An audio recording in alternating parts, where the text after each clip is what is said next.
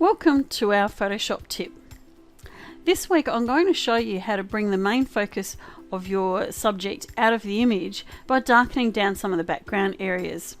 Now we're going to start off by creating a little dark vignette on the very edge of this. So I'm going to get my little lasso tool up the top here, and I'm just going to run it sort of not perfectly but just around the edge of here, so that I'm going to make those edges quite dark. Now you'll also notice that my lasso tool is at 250 pixels, so it's going to have quite a soft integration from one to the other. I'm going to go over to my curves tool and I'm going to select that. Now what that's done is it's actually selected the very edge, and I want this to invert, this mask to actually invert.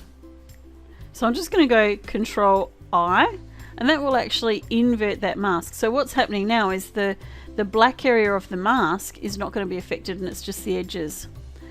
On my curves here, I'm just going to grab the very center of this curve and pull it down. And you can see already, if I bring it down heaps, you'll be able to really see the difference. I want to just darken it down, not too much, but I definitely want to make a big difference. So you can see there what that's done. I'm going to do this again. Now when you're creating sort of this darkening effect, it's a good idea to do it 2 or 3 times rather than just doing it once, because it will soften the effect. So this time I'm going to go around the dog, and we're just going to keep a little bit of this grassy area here as well.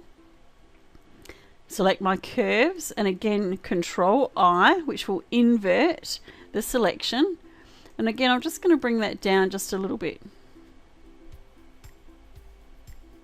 I'm actually pretty happy with how that's starting to look, but what I do want now is a little bit more lightening in the dog herself, so that we can bring her forward a bit more. So this time I'm going to select the dog, and instead of inverting, so I'll select curves, but instead of inverting it, I'm actually going to just bring this up just a little bit.